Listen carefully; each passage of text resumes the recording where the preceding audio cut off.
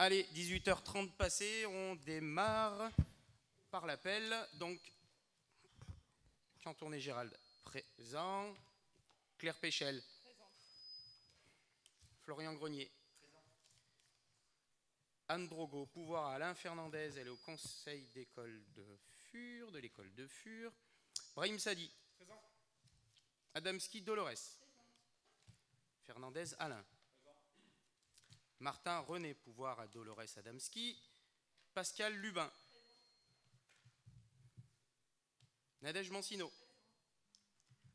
Florent Debéchillon. Absent. José Dos Santos. Présent. Vanessa Renard. Présent. Sébastien Magnier.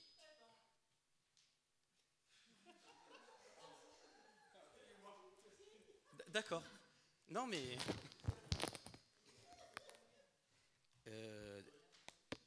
Marie-Laure Tresca.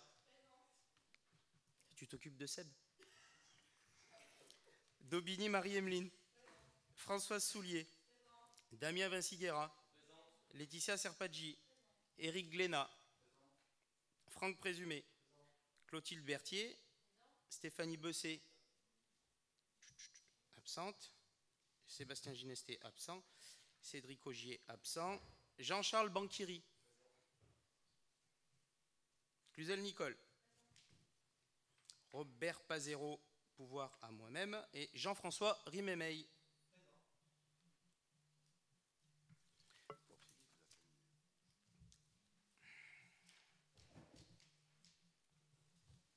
Ah, je décroche quand même. C'est les pompiers qui m'appellent, excusez-moi.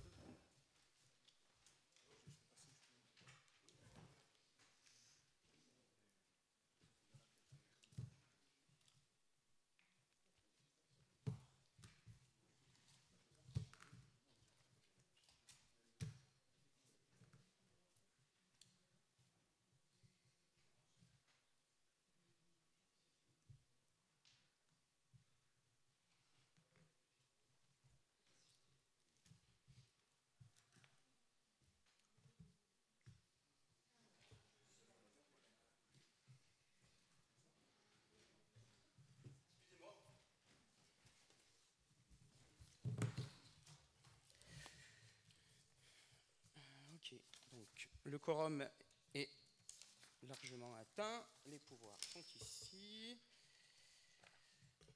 Alors, pour commencer, ouais, je vais essayer cette distance-là. Ça grésille. Bon, allez, on va arrêter. Je veux que ça soit nickel. Ah oui, c'est beaucoup mieux. Pour commencer, je souhaite la bienvenue à donc Jean-François Rimémeil, qui siège donc en lieu et place de Madame Aude Picard-Wolf. Jean-François, bienvenue. Donc le quorum est bon, la validité de la séance. Je vous propose de nommer en secrétaire de séance. Je ne sais plus qui c'était la dernière fois. C'était Alain. On dit Jean-François ce soir pour commencer, pour le baptême du feu. Bon, c'est comme d'habitude, hein, c'est juste... Ok, merci Jean-François. On commence par l'approbation donc du compte-rendu de la séance du 24 février 2022. Est-ce que vous avez des questions sur le compte-rendu du conseil municipal du 24 février? Donc s'il n'y a pas de questions, je vous propose qu'on passe au vote. Qui est contre? Qui s'abstient? Compte-rendu du conseil municipal du 24 février adopté. Je vous remercie. On démarre comme habituellement avec donc le compte-rendu des décisions que j'ai été amené à prendre depuis le dernier conseil municipal. Donc il y en a une bonne petite liste, je vous les lis et vous m'arrêtez si vous avez besoin de compléments d'information. Alors la première, la 2022-1.1-023, la signature de l'acte modificatif numéro 1 au lot numéro 1 du marché 2021-03 de la maîtrise d'œuvre pour la création d'un parking en centre-ville avec la société Alpétude. L'acte 2022-7.10-024, la demande d'une subvention donc auprès de la région Auvergne-Rhône-Alpes pour l'aménagement donc du parking rue du Couvent. La 2022-7.10-025, c'est la demande de subvention, toujours auprès de la région Auvergne-Rhône-Alpes, pour la réfection de 2 cours de tennis. Décision 2022-7.10-026, la demande de subvention auprès de la région Auvergne-Rhône-Alpes pour la réalisation de 2 études dans le cadre de la démarche Petite Ville de demain. La décision 2022-1.1-027, la signature de l'acte modificatif numéro 2 au marché 2021-05 de maîtrise d'œuvre pour la réhabilitation des espaces annexes du groupe scolaire de Fur. Décision 2022-1.1-028, l'engagement pour la réalisation de travaux sur les plafonds et l'électricité du local commercial se situant 1 rue de Parménie, Aix-la-Petite-Ardoise. La décision 2022-1.1-029, la demande de subvention auprès du département de l'Isère, cette fois-ci, pour la réalisation de 3 missions dans le cadre de la démarche Petite Ville de demain. La décision 2022-1.4-030, la signature de contrat pour l'entretien d'espaces verts pour la commune de Tullin. La décision 2022-7.10-037, la demande d'une subvention auprès de la communauté d'agglomération du Pays Voironnais dans le cadre du fonds Leader pour la mise à jour des plans de voirie. Décision 2022-7.10-038, la demande d'une subvention auprès du conseil départemental de l'Isère dans le cadre du plan école, donc pour les travaux de réhabilitation des espaces annexes du groupe scolaire de Fur. Décision 2022-7.10-039, la demande d'une subvention auprès de l'État dans le cadre de la DSIL, donc la dotation de soutien à l'investissement public local 2022 pour les travaux donc, de réhabilitation de l'espace annexe du groupe scolaire de Fur également. La décision 2022-1.4-040, la signature d'un contrat de maintenance pour les installations fixes d'alarme incendie dans les gymnases Mauduit et Escoffier. La décision 2022-1.4-041, l'engagement pour l'installation d'une alarme incendie au sein du gymnase Mauduit. La décision 2022-3.5-042, la signature de convention de mise à disposition donc à titre gratuit de la salle donc, anciennement ludothèque située au 3e étage du bâtiment La Pléiade. La décision de... À qui? Ouais. Alors attends. C'est que je relève le numéro, le 042.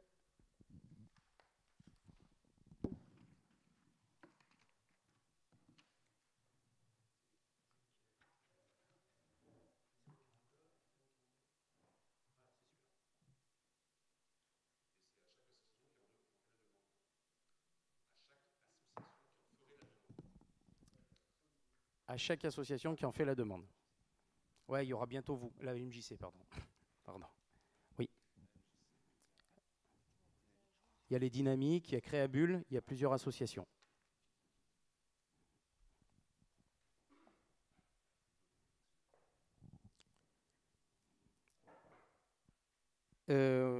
Décision 2022-7.10-043, la demande d'une subvention auprès du conseil départemental de l'Isère dans le cadre de la dotation territoriale pour la sécurisation de l'avenue de la Contamine. La décision 2022-7.10-044, la demande d'une subvention dans le cadre de la dotation de soutien à l'investissement local pour la sécurisation de l'avenue de la Contamine. La décision 2022-1.1-045, la signature d'un marché de travaux de réfection et d'entretien de la voirie communale avec la société Guintoli. Et enfin, oui, la décision 2022-1.4-046, l'engagement pour la fourniture et la pose d'une porte en bois sur le local commercial, donc se situant 1 rue de Parménie, c'est toujours l'ex-Petite Ardoise. Les travaux ont commencé. Voilà pour les décisions. Est-ce que vous avez des questions sur les décisions? Donc pour la salle de la ludothèque, en fait, on démarre la mise à disposition pour les associations qui en font la demande. Donc oui, il y a Créabule, les Dynamiques, et on a validé 4 ou 5 dates pour la MJC en mai, juin, juillet, je crois. Enfin, mai, juin. Mercredi après-midi. Voilà. Il n'y a pas de questions? S'il n'y a pas de questions, je vous propose qu'on passe à l'ordre du jour du Conseil municipal. On commence par le budget et les finances. Je vais laisser la parole à Claire Péchel pour une première délibération qui concerne l'approbation de l'affectation du résultat 2021. Claire, je te laisse la parole. Bonsoir. Je vous propose donc d'affecter les résultats 2021 du compte administratif de la commune de la façon suivante. Donc, il y a un résultat affecté de 856 079,69 € qui correspond aux 477 486,18 € antérieurement reportés et 378 593,51 € qui correspond à l'année 2021.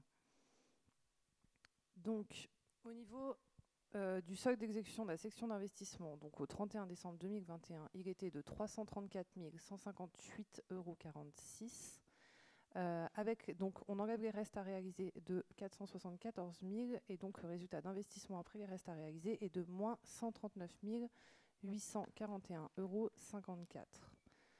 Donc, quand on passe à l'affectation du résultat, il y a un excédent de fonctionnement capitalisé à hauteur de 150 000 € et un excédent antérieur reporté de 706 079,69 €.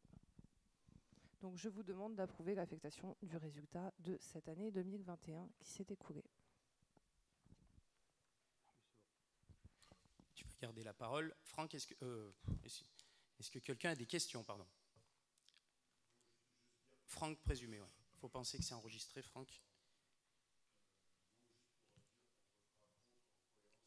Il faut que tu prennes le micro, ouais, parce que du coup... Juste pour dire qu'on, même si c'est une délibération technique, on votera contre par cohérence avec nos votes antérieurs. Ok, donc je vous propose qu'on passe au vote. Qui est contre, donc? Qui s'abstient? Délibération adoptée, je vous remercie. Deuxième délibération qui concerne cette fois-ci donc le vote des taux d'imposition des taxes directes locales pour 2022. Claire, je te laisse la parole. Donc, je vous rappelle qu'il est nécessaire de voter les taux d'imposition de l'année 2022 avant le 15 avril de cette année. Donc, nous sommes bien dans les temps. Donc, la loi Finances pour 2020 a acté la suppression intégrale de la taxe d'habitation sur les résidences principales. Donc, à ce jour, il y a 80% des foyers fiscaux qui ne payent plus cette taxe sur leur résidence principale. Pour les 20% de ménages restants, l'allègement sera de 65% en 2022.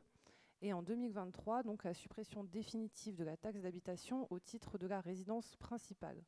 Elle demeure cependant pour les résidences secondaires et pour les locaux vacants. Donc, dès lors que le taux de taxe d'habitation est figé sur le taux voté au titre de l'année 2019, il est donc plus nécessaire de voter un taux pour la taxe d'habitation. Donc, il vous est proposé de ne pas augmenter les taux de taxes foncières sur les propriétés bâties et sur les taxes foncières sur les propriétés non bâties. Donc, sur le foncier bâti, le taux est à 41,11% et sur le foncier non bâti, il est de 74,49%. Ce qui est un peu haut par rapport à la moyenne nationale et qui est également haut sur le département de l'Isère. Donc, je vous demande d'adopter les taux d'imposition tels que proposés ci-dessous pour l'année 2022, donc sans augmentation depuis quelques années déjà. Est-ce que vous avez des questions sur cette délibération?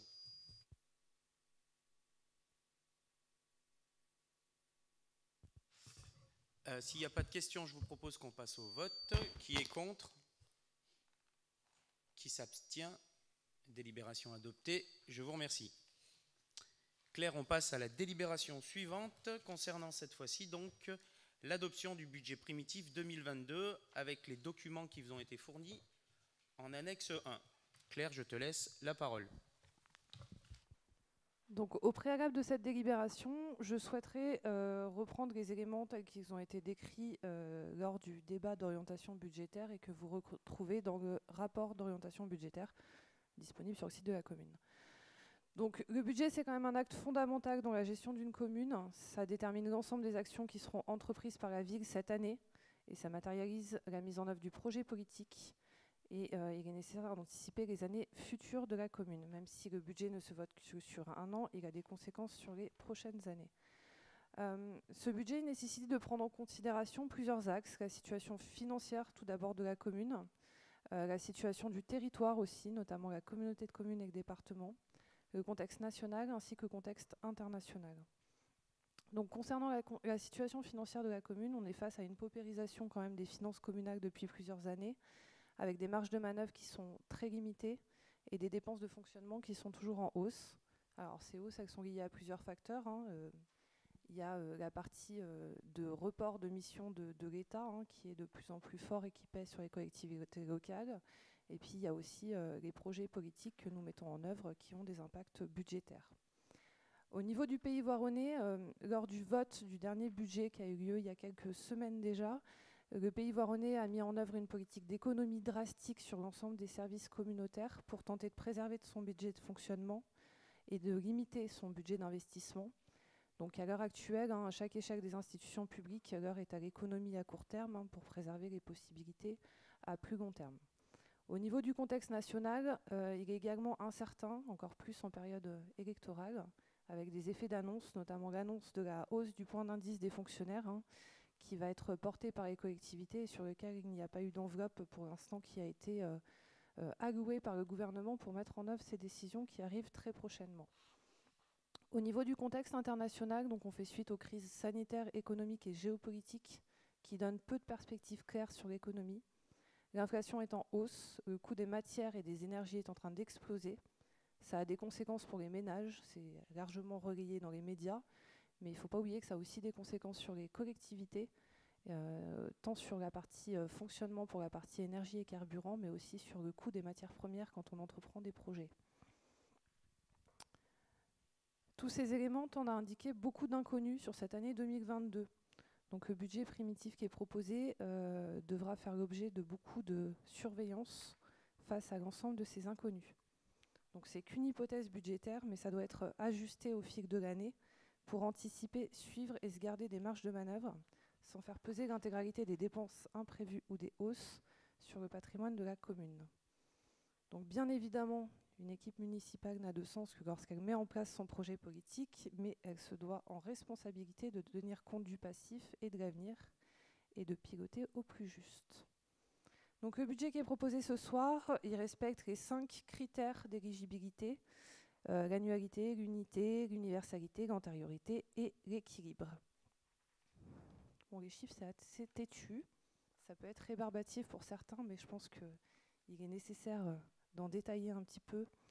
Donc au niveau de la section de fonctionnement, le budget qui est proposé ce soir donne un total de dépenses à 8 224 000 €.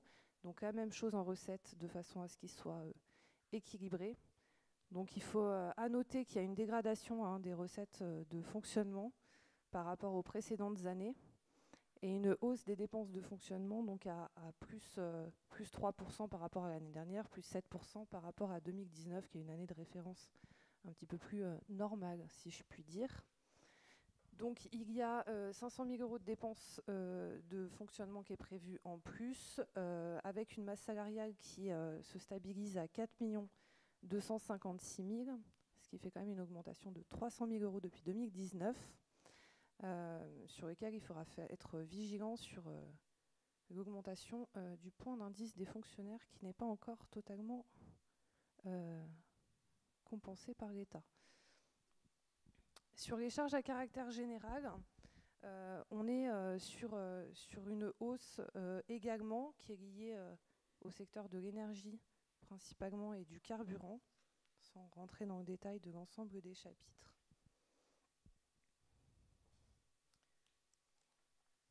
Au niveau de la section de fonctionnement maintenant, nous sommes sur un poste à 2 992 400 € en dépenses, donc la même chose. D'investissement, pardon, et la même chose en recettes.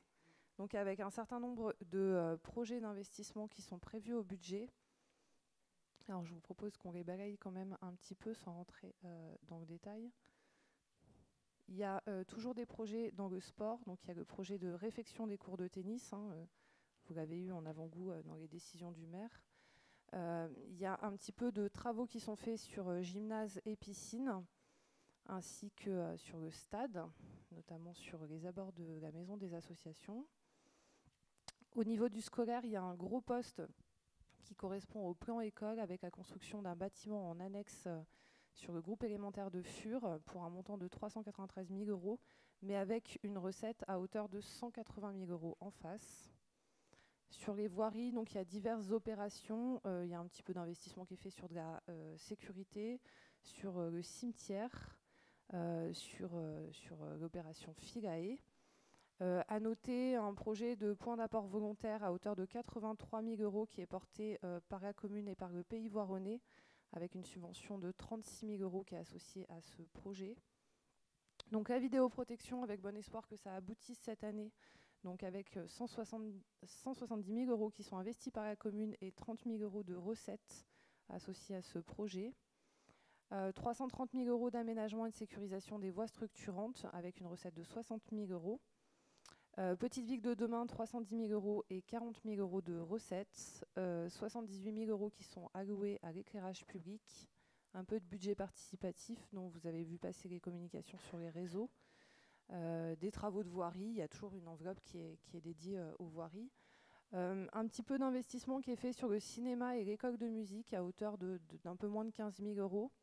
Et ensuite de l'investissement sur les bâtiments communaux en termes de matériel informatique, en termes de réfection un peu de l'hôtel de ville, donc pour 16 000 €. 200 000 € de bâtiments communaux, 88 000 € sur l'église Saint-Laurent, 4 000 € sur l'église de Fures également, une enveloppe de 57 000 € sur l'accessibilité des ERP et donc une enveloppe pour les ateliers municipaux. Donc tout ça fait 2 498 200 € donc sur la section d'investissement.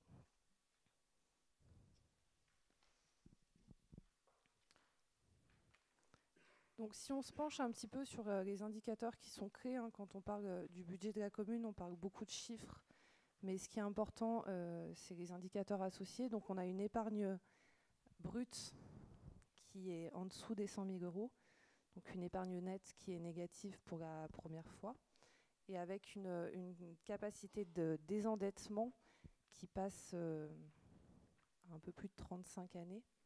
Donc c'est quand même un indicateur qui est important parce que c'est la mesure de solvabilité financière des collectivités. Au-dessus de 10 ans, c'est quand même assez critique et donc ça mérite d'être surveillé. Donc ce qu'on voit, c'est qu'il y a un effet ciseau qui est important sur les budgets et sur les finances locales. Toutes les collectivités le constatent.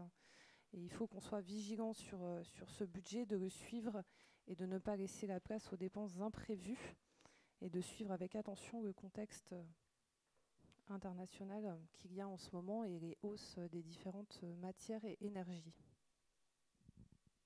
Donc voilà le budget tel qu'il vous est proposé ce soir.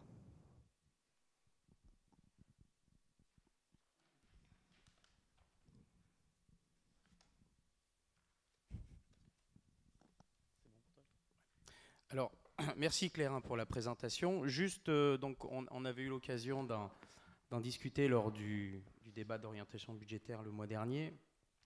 Donc la situation, elle est pas simple, pour plusieurs raisons. Claire l'a évoqué. Et donc, comme je m'y étais engagé la dernière fois, en 2022 devra être une année de travail pour tous, les élus d'un côté et les services de l'autre, pour aller chercher ce que tout le monde appelle aujourd'hui dans les collectivités des marges de manœuvre. C'est ce qui s'est passé au Pays Voironnais, c'est ce qui va se passer ici chez nous.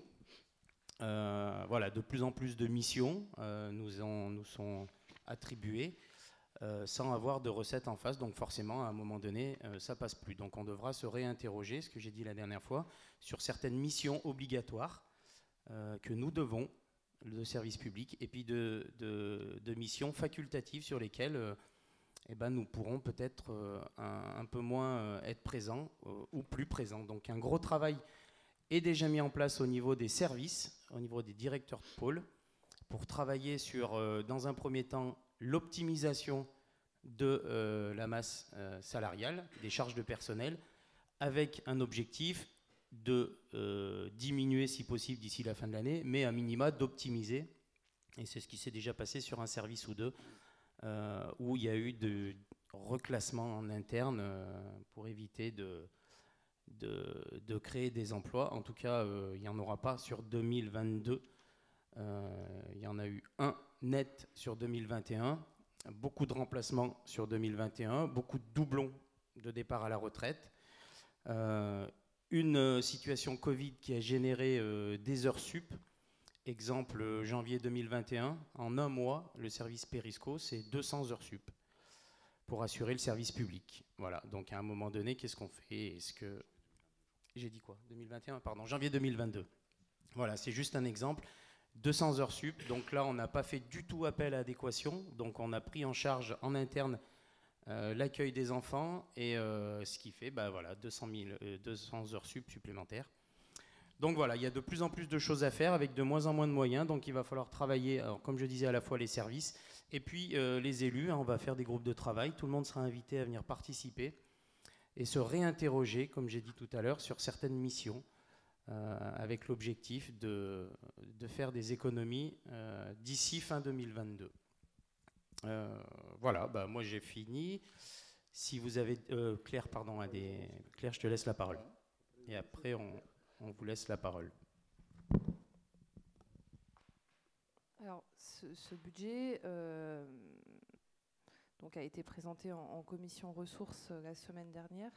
La commission a émis un avis défavorable à ce budget qui est très ambitieux. Le problème d'épargne, il va subsister, hein, et le travail de fond est à entreprendre à présent et impérativement. À titre personnel, en tant qu'élu délégué aux finances, moi je me dois d'alerter le Conseil sur les risques que ce budget fait courir à long terme sur les finances de la commune. J'espère que l'ensemble des dépenses qui sont prévues au budget ne seront pas réalisées, que les recettes seront meilleures que ce qui est envisagé, pour finir l'année plus sereinement que nous la commençons, même si, bon, commencer depuis 3 mois, mais... En tout cas, pour moi, c'est un vrai risque qu'il peut y avoir. J'ai effectué des alertes à de nombreuses reprises et je pense qu'il est vraiment nécessaire de le suivre avec la plus grande attention et de ne pas se permettre la moindre dépense qui serait hors de ce budget. On a été élus par des habitants qui nous font confiance. On gère l'argent public, donc c'est l'argent des habitants. Donc on ne peut pas faire n'importe quoi avec ce budget. Moi, je pense qu'il est encore temps de le revoir. Il est encore temps au prochain conseil de proposer une DM pour un petit peu rectifier le tir. Ce budget, il a commencé à être monté il y a déjà quelques semaines, quelques mois, dans un contexte qui n'est plus le même que celui qu'il est actuellement. Donc je ne vais pas voter contre ce budget, mais en tout cas, tel que je l'ai commenté en tant que responsable, enfin délégué aux finances, je vais m'abstenir sur ce budget.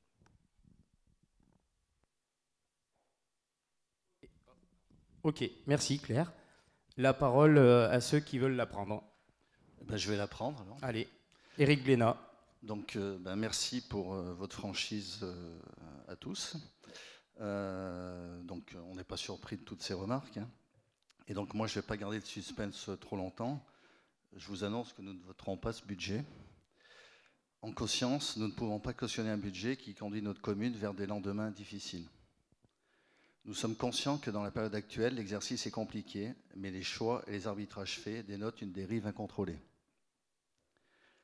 Sans vouloir entrer dans une bataille de chiffres, nous devons en souligner certains. En ce qui concerne le fonctionnement, les éléments affichés conduisent à une capacité d'autofinancement net négative, comme l'a dit Claire Péchel, du jamais vu à Tullin. Cela est dû à des charges de personnel d'un niveau élevé. De plus, elles sont certainement sous-estimées par rapport à la réalité, car nous pensons qu'il est impossible de les maintenir au niveau de 2021, comme vous le faites. Malgré nos alertes tout au long des conseils municipaux, vous avez continué à dépenser sans vision budgétaire. Une autre raison de la dégradation de la CAF est le laisser-aller total sur les charges à clair générales que vous prévoyez en hausse de 17% par rapport au compte administratif 2021. Cela nous paraît suicidaire, d'autant plus que vous ne prenez pas en compte la hausse inéluctable et massive des coûts de l'énergie. Alors que Madame l'adjointe aux finances prônait avec justesse un plan d'économie lors du DOB, nous constatons un dérapage sur de nombreux postes. Fêtes et cérémonies, communication, maintenance, travaux de bâtiment, vêtements de travail. Des postes sur lesquels vous avez la main.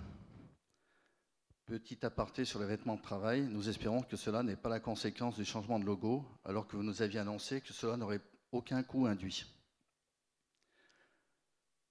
Au niveau des recettes, il faut effectivement être prudent quand on construit un budget, mais ne l'êtes-vous pas trop quand vous limitez l'augmentation des recettes de l'impôt à 1,5%, alors que l'État va revaloriser les bases de 3,4%. Est-ce vraiment de la prudence ou de la mauvaise gestion? Pour l'investissement, nous restons surpris par leur volume. Après 2 années de quasi-immobilisme, nous atteignons des montants records alors que nos capacités budgétaires se dégradent.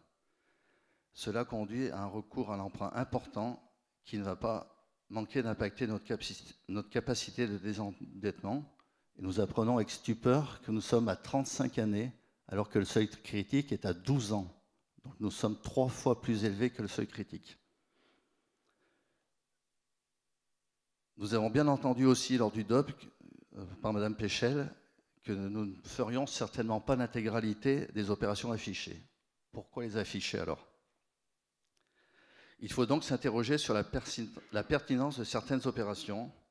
Si nous soutenons la rénovation de l'école de Fur dans un quartier qui nous est cher, nous nous interrogeons sur l'urgence de réaliser le parking de la rue du Couvent et la rénovation de l'avenue de la Contamine, alors que des collectifs de citoyens souhaitent plus de concertation.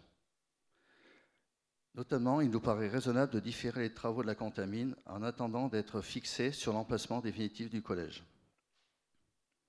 Nous pourrions revenir sur d'autres opérations, mais cela nous semble secondaire quand c'est tout l'équilibre d'un budget qui pose problème. Pour toutes ces raisons qui nous font douter de la sincérité de ce budget, nous ne le voterons pas et nous demandons à nos collègues raisonnables de la majorité de nous suivre. Sinon, ils seront comptables devant nos concitoyens des conséquences inéluctables de ce budget sur l'avenir de notre commune. Ok, merci Eric. Juste 2-3 informations que j'ai notées au long de tes remarques. L'augmentation du prix de l'énergie et des fluides a bien été pris en compte. Nous avons mis 30 000 € de plus. Voilà. Si tu fais le total entre les lignes du haut là. Pardon? Ah ben oui, comme dit l'autre, c'est un budget primitif, mais on a déjà mis en concertation du coup avec le service financier. Donc voilà, eau, assainissement, énergie, électricité, chauffage urbain, combustible, carburant. Voilà, toutes ces lignes ont fait l'objet d'une augmentation de 30 000 € par rapport au compte administratif 2021. L'entretien des bâtiments, alors explication, on est à plus de 70, mais on a une recette en fonctionnement. En fait, c'est les dépenses pour la grêle, les travaux, et on a l'assurance en recette de fonctionnement. Donc les 70 s'annulent. Voilà, plus 70 d'un côté, moins 70 de l'autre. La maintenance, tu as parlé de la maintenance, nous avons plus 50 000 €. Dedans, il faut rajouter la partie informatique, parce que nous avons décidé de faire sous-traiter la partie informatique, mais nous gagnons un poste, puisque le responsable informatique a démissionné. Donc on gagne à peu près un salaire chargé de 40 000 € en charge de personnel, et on met...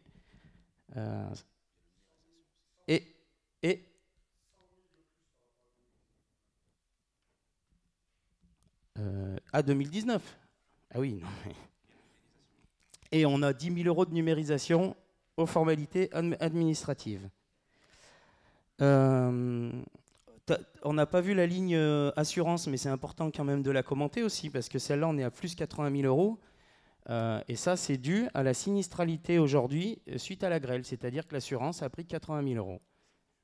Voilà. Entre autres l'incendie de l'école de Fur. Donc du coup, il y a aussi des choses comme ça qui est importante d'expliquer à tout le monde, que certaines hausses ne sont, mais alors pas du tout maîtrisables. Ça en est eu 80 000 €.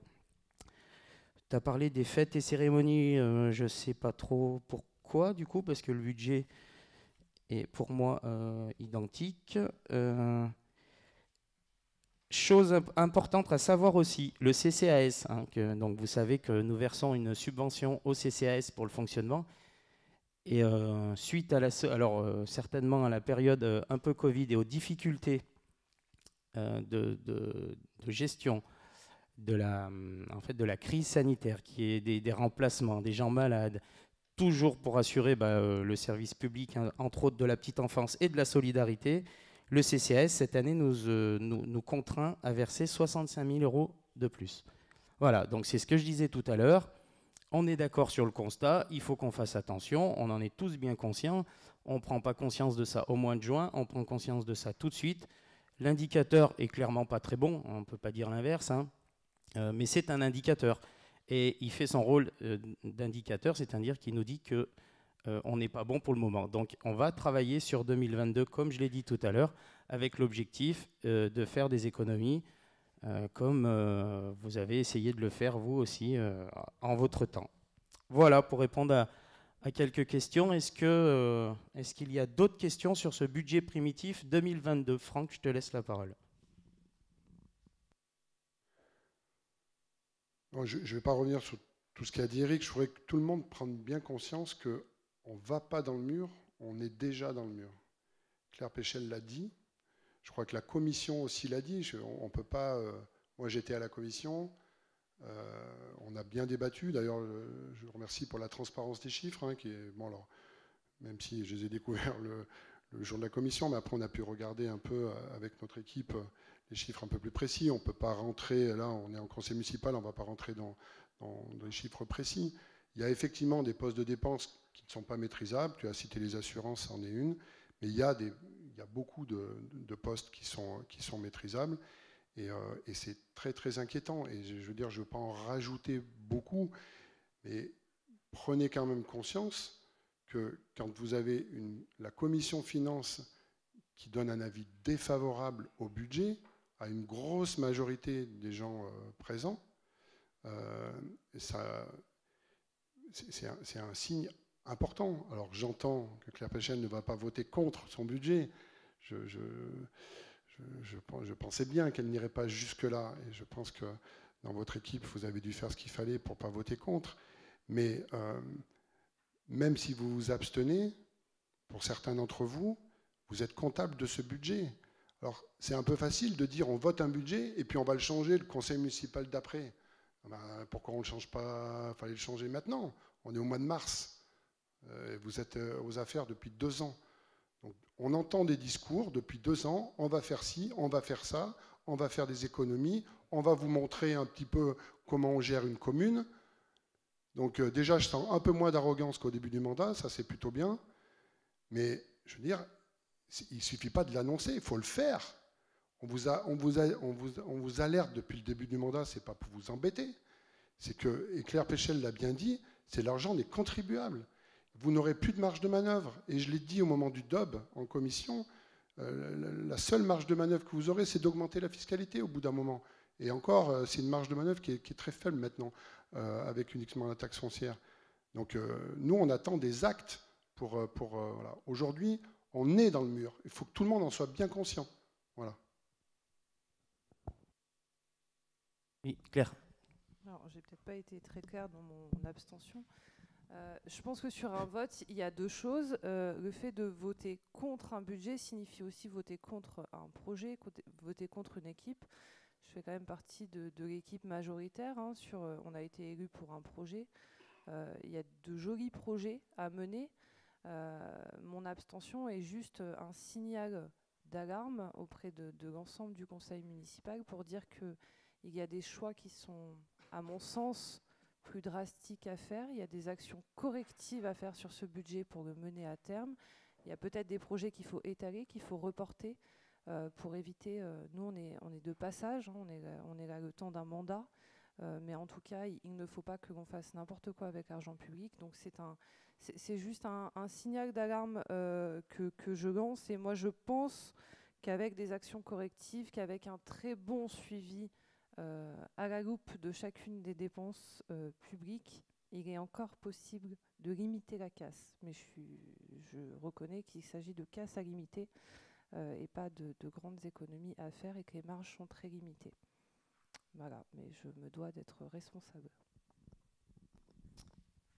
Ok, merci Claire. Est-ce que quelqu'un souhaite prendre la parole avant que nous passions au vote? Si quelqu'un souhaite exprimer sur le budget, je vous propose qu'on passe au vote. Donc, qui est contre? 4. Qui s'abstient?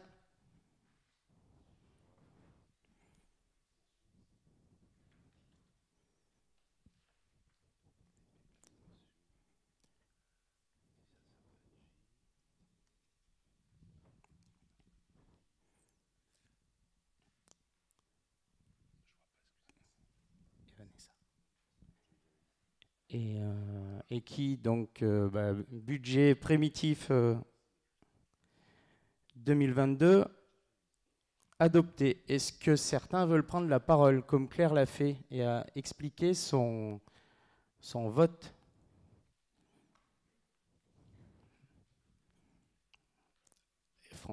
Françoise Soulier.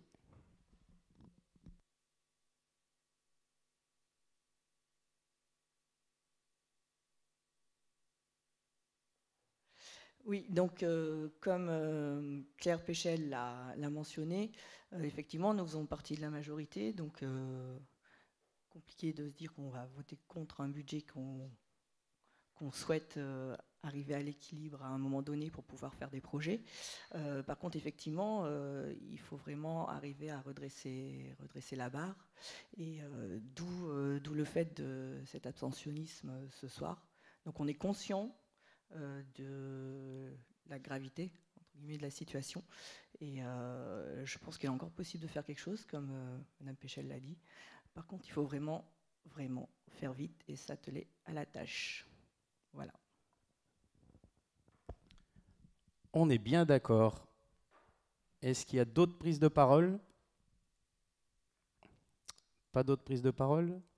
Eh bien, je vous remercie. Je vous propose qu'on passe à la délibération suivante, qui concerne cette fois-ci donc la délibération adoptée, pardon, excuse-moi Brahim, fixation du montant de la redevance pour la mise à disposition du logement communal, donc jouxtant la piscine municipale située route de Saint-Quentin, dans le cadre d'une convention d'occupation précaire à compter du 1er avril 2022. Claire, je te laisse la parole.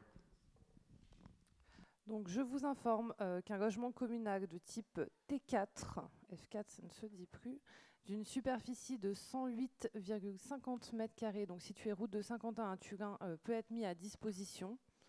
Donc il s'agit du logement qui jouxte la piscine, qui était au préalable occupé par un logement, un agent, c'était un logement de fonction, qui est maintenant vide. Donc je vous propose qu'une mise à disposition soit consentie en faveur du nouveau chef du centre de secours de Turin à compter du 1er avril 2022, afin de faciliter sa prise de fonction le temps de la construction de son habitation principale. Donc c'est le nouveau chef des pompiers. Donc je vous propose de déterminer les conditions de cette mise à disposition qui permettront d'établir la convention d'occupation précaire avec l'intéressé. Donc il s'agit donc d'un logement donc, T4. La durée totale de la convention ne pourra pas excéder une année, donc le terme est prévu au 31 mars 2023. Donc c'est une convention d'occupation précaire de 3 mois qui pourra être reconduite tacitement par tranche de 3 mois. Donc le loyer 550 € exigible dès le 1er de chaque mois, et donc pour une occupation à partir du 1er avril 2022. Donc je vous demande d'autoriser Monsieur le maire à signer toute pièce relative à cette convention d'occupation précaire. Est-ce que vous avez des questions sur cette délibération? Pas de questions? Je vous propose qu'on passe au vote. Qui est contre? Qui s'abstient? Délibération adoptée. Je vous remercie. Délibération. Nous en avons fini avec le budget. Oui, donc nous passons maintenant au personnel communal avec 2 délibérations. Donc la première délibération qui concerne l'approbation du règlement intérieur du personnel communal de la commune et du CCAS de Tullin, que vous avez en annexe 2. Est-ce que vous avez des questions? Donc un gros travail de notre DGS et notre DRH pour faire émerger un règlement intérieur dont nous avions bien besoin. Est-ce que vous avez des questions? Qui a été présenté en CT le 17 mars et qui a reçu un avis favorable. Pas de questions? Le 16 mars, pardon. S'il n'y a pas de questions, je vous propose qu'on passe au vote. Qui est contre? Qui s'abstient? Règlement intérieur adopté. Je vous remercie.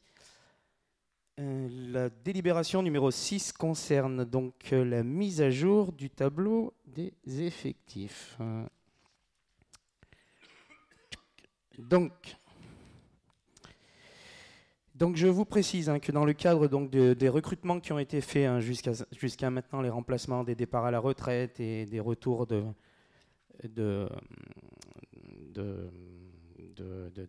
maladies, d'accidents du travail, donc des postes avaient été ouverts avec plusieurs grades pour les recrutements et donc aujourd'hui les postes sont pourvus, donc il n'y a plus aucune raison de garder ces postes ouverts avec les grades. Donc vous avez la liste aussi dessous. Est-ce que vous avez des questions?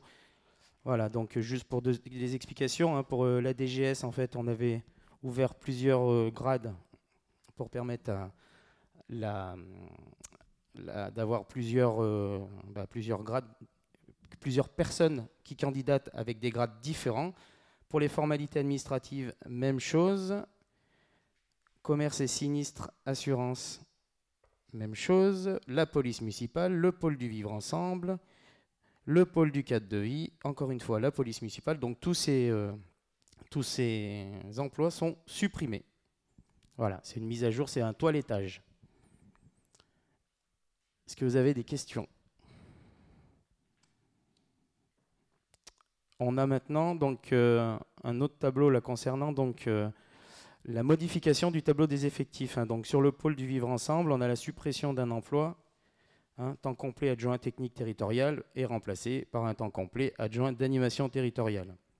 Toujours au pôle du vivre ensemble, un temps non complet donc de 7h30 et 35 de 7h30. Pourquoi non complet, pardon, excusez-moi, 7h30, donc d'adjoint d'animation, donc c'est AESH, et la création de 2 postes à 4 heures en fait, à non complet, parce qu'on n'a pas pu recruter une seule personne, et il y aura 2 personnes pour le poste, donc 2 fois 4 heures, au lieu d'un poste de 7h30. Sur les ressources et les moyens, la création d'un poste à temps complet d'adjoint administratif territorial, et ressources et moyens, la création d'un poste à temps complet de rédacteur territorial. Est-ce que vous avez des questions? Oui.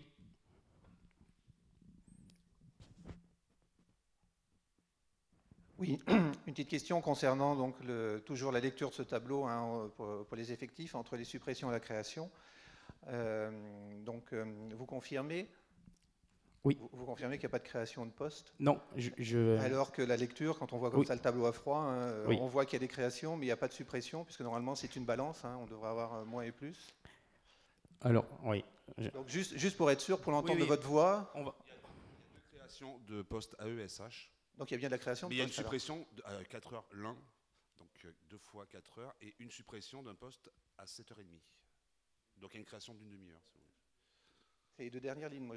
Ah oui, mais en fait, c'est un remplacement à la direction des ressources humaines de quelqu'un qui part. On ouvre à plusieurs grades, mais c'est un remplacement. Et vous ne devriez pas faire une suppression et une création en ce moment-là, alors?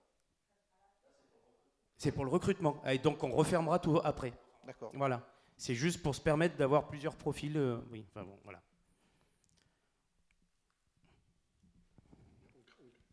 On crée deux. Non, en fait, c'est les grades. Il y en a un, l'adjoint administratif territorial, et l'autre, rédacteur territorial. C'est pour permettre... Non. En fait, alors, on va essayer d'être clair. Je vais essayer d'être clair. En fait, ce qui se passe, c'est quand il y a une personne qui parte, surtout un titulaire, donc le poste correspond au grade du titulaire. Quand on recrute, on peut avoir des profils un peu plus juniors ou seniors qui peuvent postuler et qui ne sont pas sur le même grade exactement. Donc on peut avoir un titulaire qui postule sur ce poste-là qui est vacant, mais avec un grade de rédacteur ou un grade d'adjoint administratif territorial qui ne correspond pas au grade de la personne qui est partie. Donc c'est juste un grade au-dessus ou un grade en dessous à chaque fois. Donc on ouvre les 3 pour ne pas être bloqué dans le recrutement. Et une fois qu'on a recruté la personne, si on recrute un rédacteur, on fermera le poste d'adjoint administratif territorial au prochain conseil. Mais c'est juste un petit peu technique, hein, c'est les ressources humaines dans la fonction publique, c'est beaucoup plus normé que dans le privé. Dans le privé, on n'a pas ces contraintes-là, mais on les a dans le public. Est-ce que c'est plus clair? Top. Juste un point, pardon. Il connaissait Franck. Oui. Oui, finalement, ça vous donne l'opportunité de pouvoir balayer plus large le champ de recrutement. C'est ça. Mais par contre, ça vous ouvre aussi une difficulté sur le budget de financement du poste, puisque vous allez vous retrouver avec une catégorie qui peut être différente et donc avoir une dépense qui peut être plus importante que prévu. Mais pas obligé. Donc, en termes de maîtrise, vous prenez encore un risque supplémentaire. Après, on décide, c'est histoire de ne pas réduire. C'est juste quand on parle que vous maîtrisez et vous cherchez à réduire le plus possible ou contrôler vos dépenses, vous ouvrez un spectre plus large. Et ça sera un point difficile supplémentaire pour vous. En tout cas, notre priorité lors d'un recrutement, c'est que la continuité du service puisse fonctionner et bien pour éviter de mettre dans la douleur les services. C'est notre priorité. Et puis, vous devez savoir comment ça se passe. La commune de Tullin, et comme beaucoup de communes, ne sont pas très, très attractives du point de vue, alors je ne sais pas si c'est rémunération ou quoi. Donc du coup, si on veut avoir beaucoup de candidatures et avoir la possibilité de choisir, c'est mieux d'ouvrir. Pour un petit exemple, l'année dernière, quand nous avons ouvert le poste pour le responsable urbanisme, nous n'avons eu aucune candidature. Voilà. Donc maintenant, on essaye d'ouvrir un peu plus large. Ça n'empêche pas c'est ce qui permet d'avoir un panel plus large. Voilà. En tout cas, là, on est au service RH et il est impensable de supprimer un poste. Par contre, on travaille d'ores et déjà à la réorganisation. Voilà. Est-ce que vous avez d'autres questions sur cette délibération? S'il n'y a pas de questions, je vous propose qu'on passe au vote. Qui est contre? Qui s'abstient? Délibération adoptée. Je vous remercie. Nous passons au foncier avec une délibération qui concerne l'acquisition donc des parcelles AV 014 et AV 0192 au lieu-dit près de Galerne à Tullin pour la création de jardins familiaux. Je laisse la parole à Florian Grenier.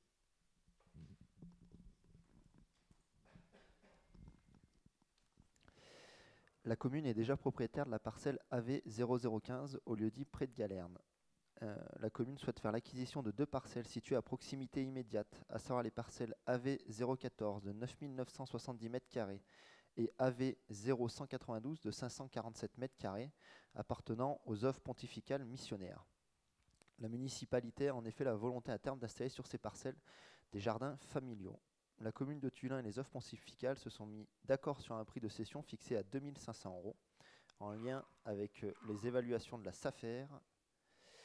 Vu l'article L2121-29 du Code général des collectivités territoriales, vu le plan local d'urbanisme en vigueur, vu l'accord de principe des propriétaires des œuvres pontificales missionnaires en date du 25 janvier 2022, considérant que les crédits nécessaires à cette acquisition ont été inscrits au budget concernant l'exercice 2022, il est proposé d'acquérir les parcelles AV 0014 et AV 0192 au lieu-dit près de Galerne, à Tullin, représentant une superficie totale d'environ 10 517 m², situées respectivement en zone N et UD au plan local d'urbanisme en vigueur. Il est donc demandé au conseil municipal d'accepter l'acquisition des parcelles AV 014 et AV 0192 au lieu-dit près de Galerne, à Tullin, les frais d'acte notariés étant à la charge de la commune de Tullin acquéreur, de prendre en charge financièrement le plan de bornage si celui-ci s'avérait nécessaire préalablement à l'établissement de l'acte authentique de vente et d'autoriser monsieur le maire ou son représentant à signer l'acte authentique à intervenir ainsi que toutes les pièces utiles nécessaires à l'exécution de la présente délibération. Alors, la parcelle N, le zonage N signifie que la zone se trouve en zone naturelle et est donc considérée comme inconstructible, et la parcelle UD est une zone de constructibilité, mais qui est un chemin d'accès et de servitude aux maisons situées à proximité.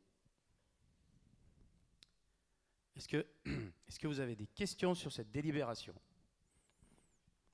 Donc c'est le déplacement des jardins familiaux avec un super projet à court ou moyen terme lorsqu'il y aura l'urbanisation des jardins familiaux actuels sur l'OAP Châteauroux. Éric. Juste une remarque, je suis allé sur place pour me donner une idée de la zone. Donc c'est une zone de biodiversité très intéressante. J'ai d'ailleurs croisé des chevreuils le jour où j'y suis allé. Donc c'est un peu dommage de faire des jardins, je soutiens le projet, hein, mais il faudra garder quand même un espace de biodiversité pour qu'il y a de l'eau, il y a des animaux, il y a des arbres. Je pense qu'il ne faudra pas faire que des jardins. Dans un premier temps, c'est la parcelle initiale, la AV015, qui sera aménagée, et la partie avant de la AV014, mais toute la partie arrière sera aménagée dans un second temps. On est en train de monter le projet avec Françoise, comme il vous a été présenté. Il y a déjà des jardins, oui, qui sont là depuis quelques années, mais le sujet sera débattu prochainement sur le montage du projet, comme il vous a été présenté. Ok. D'autres questions sur ce projet ? S'il n'y a pas de questions, je vous propose qu'on passe au vote. Qui est contre ? Qui s'abstient ? Délibération adoptée, je vous remercie. Nous passons maintenant au sport et à la jeunesse avec 3 délibérations. La première concerne l'attribution d'une subvention à l'AAPPMA de Tullin-Fur, l'Union des pêcheurs de Tullin-Fur, donc la régularisation du deuxième versement non effectué au titre de l'année 2021. Brahim, je te donne la parole. Bonsoir tout le monde. Donc, je rappelle aux membres du conseil municipal que lors de la séance du 20 mai 2021, le conseil municipal avait approuvé le principe de versement en 2 fois les subventions de fonctionnement aux associations et clubs, et ce au titre de l'année 2021. Donc, la répartition du deuxième versement des subventions de fonctionnement a été approuvée lors du conseil municipal du 28 octobre 2021, mais il a été omis de soumettre au vote du conseil le deuxième versement pour l'APPMA de Tullin-Fur, c'est-à-dire l'Union des pêcheurs.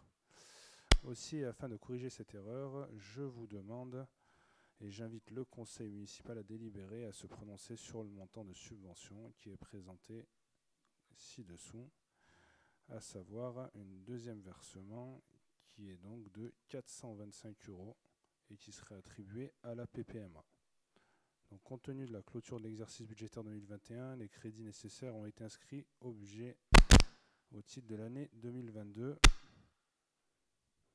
Je vous demande donc d'approuver le versement d'une subvention de 425 € en faveur de l'APPMA de Tullin, Union des pêcheurs, aux fins de régulariser du deuxième versement, la régularisation du deuxième versement qui n'avait pas été effectué au titre de l'année 2021.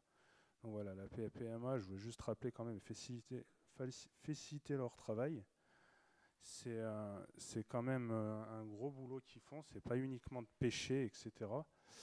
C'est comme je le dis, c'est l'entretien du domaine halieutique, c'est tout ce qui est étangs et rivières. Ils sont aussi sur une pratique de la pêche et sur le respect de la protection des milieux aquatiques.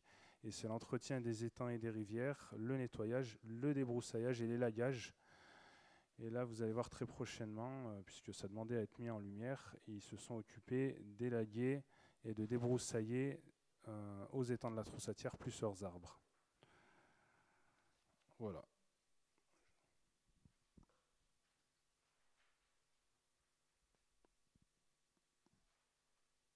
Merci Brahim. Est-ce que vous avez des questions sur cette délibération? S'il n'y a pas de questions, je vous propose qu'on passe au vote. Qui est contre? Qui s'abstient? Délibération adoptée, je vous remercie. Brahim, je te redonne la parole, cette fois pour l'attribution d'une subvention à l'association, donc la MJC du Pays de Tullin, au titre de l'année 2022. Brahim, la parole est à toi. Donc, je voulais quand même resituer le contexte avant même justement de délibérer et puis aussi de passer ça en commission sport et jeunesse la semaine précédente. Avec donc l'adjointe aux finances Claire Péchel, on a contacté le président de la MJC, Franck Présumé, et donc lors de notre conversation téléphonique, on avait du coup évoqué la subvention qui était proposée à la MJC au titre de l'année 2022 et qui est donc soumise ce soir au vote. Et nous avons donc alerté et indiqué l'augmentation des charges compte tenu du contexte donc international qui était incertain et que c'était des répercussions quand même qui n'étaient pas négligeables. Et aussi, pour compenser ce qu'on va donc soumettre au vote ce soir, on a quand même prévu la mise à disposition de personnel les mercredis matins en faveur du centre de loisirs, suite à la décision qui a été prise par la municipalité de ne pas reconduire les mercredis en folie.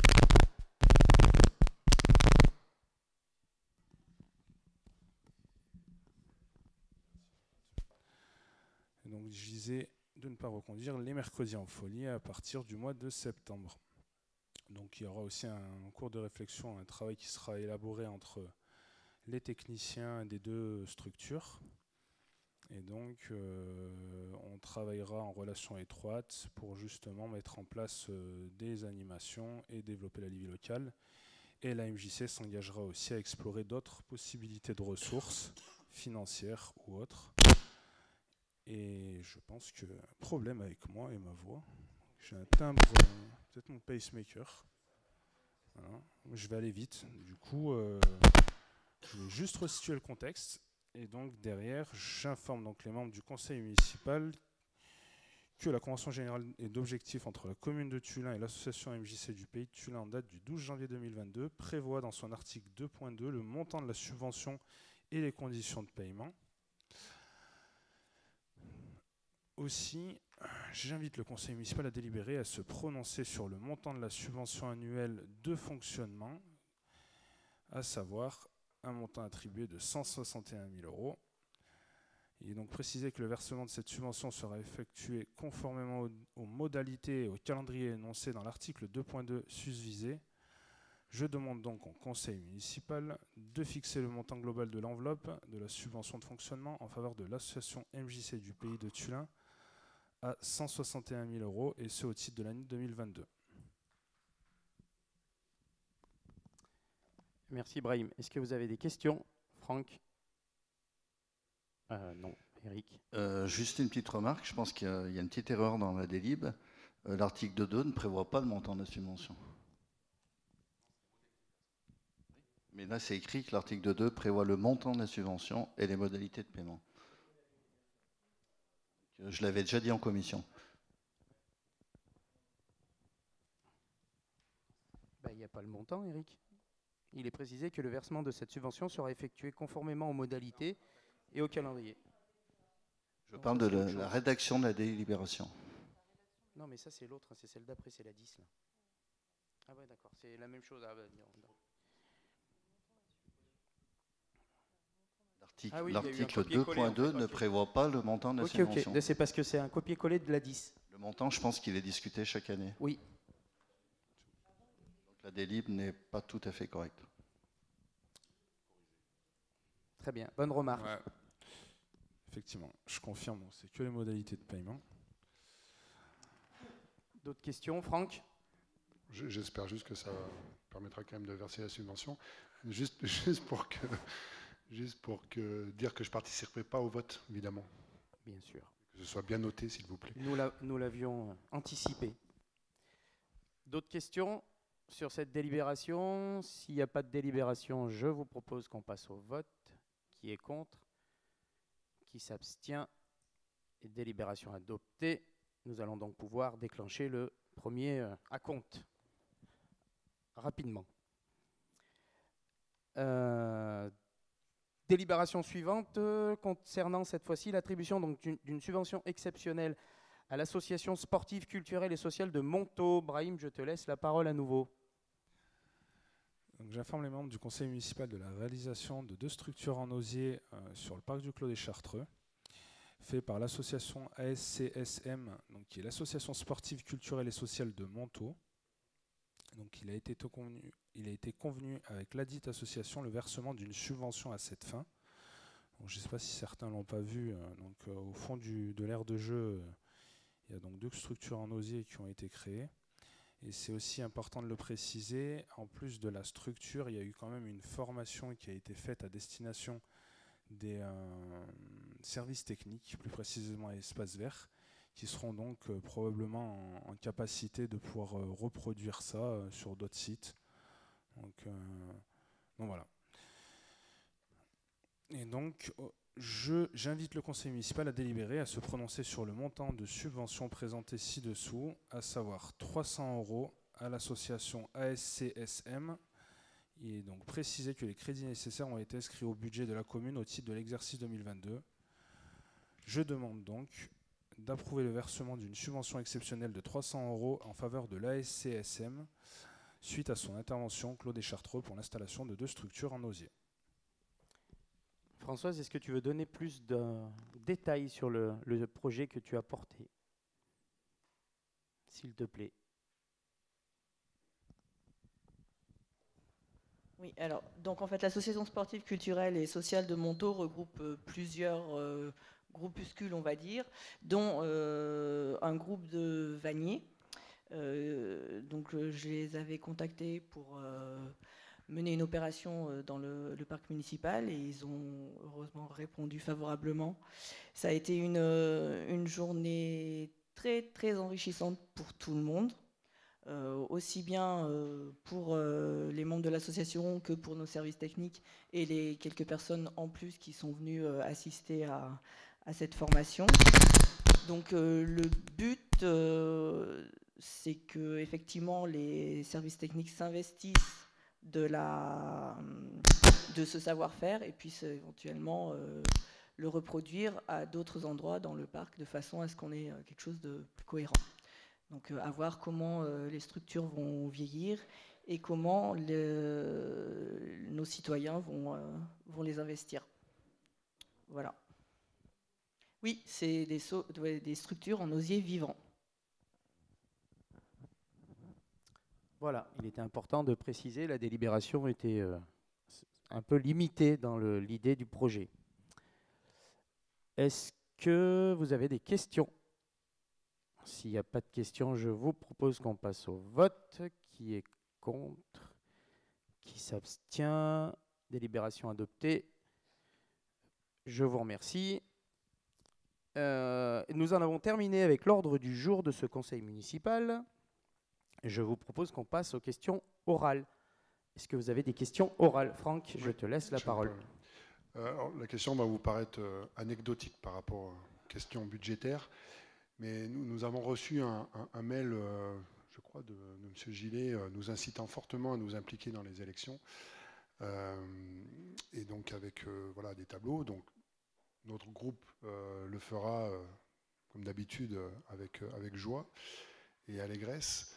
On a été étonné de ne pas voir M. Augier dans les tableaux, les magnifiques tableaux que voilà. Donc j'ai pas poussé le vice à l'appeler pour lui demander de me remplacer soit le matin, soit l'après-midi. Mais j'aimerais avoir des explications pourquoi M. Augier n'est pas convoqué. Et si on applique le texte que vous nous avez envoyé, est-ce que c'est une façon pour vous de le pousser vers la démission ou voilà, j'aimerais avoir des explications là-dessus. C'est une question à la fois anecdotique, mais à la fois qui m'a bien agacé. Voilà. J'espère que vous avez été agacé aussi. Bah oui, on est agacé par cette situation. Après, nous, on est très pragmatique. On a des élections à organiser. On a essayé de mobiliser tout le monde. Là, on a rempli les bureaux, mais c'est vrai que oui, on est obligé de faire sans son équipe. C'est pas normal, je suis d'accord avec toi, mais je pense qu'on peut essayer de l'appeler, mais non, bah parce qu'on désigne ceux qu'on sait qu'on peut désigner. Nous, on peut le désigner. Au final, on l'aurait mis, il aurait fallu le supprimer. Donc autant tout de suite mettre quelqu'un à sa place. Oh bah oui, si peut-être. Oui, peut-être, si c'est le cas. Oui, voilà, peut-être, oui, c'est pas. Oui. Mais je pense qu'on n'est pas obligé de le mettre dans le texte. On n'a plus de résidence, il n'y a plus de mail, il n'a plus rien. Hein. Enfin, voilà, donc Après, s'il vient, on le met au même bureau que toi. Oui. Alors, petite question par rapport à l'organisation, c'est pour les commissions, hein, étant le nouveau venu ce soir. Je voudrais savoir... Prochain conseil, on va revoter les commissions. Bien sûr.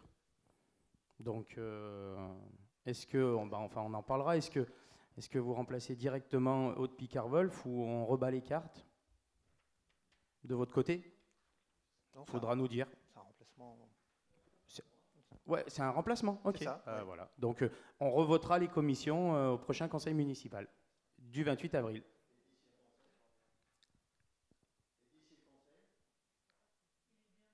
Il sera convoqué. Alors, je ne sais pas. Il ne peut pas être convoqué, mais vous pouvez venir dans la commission où au siéger Haute-Picard-Wolf. Voilà. Merci. Il n'y a pas de souci. Par contre, il faut récupérer, je crois, les identifiants pour le mail. C'est fait. C'est fait. Bon. Ok, parce que le mail revenait en. Il y a un petit problème, il va falloir augmenter le budget maintenant, parce qu'il y a un problème, on n'arrive pas à envoyer des mails.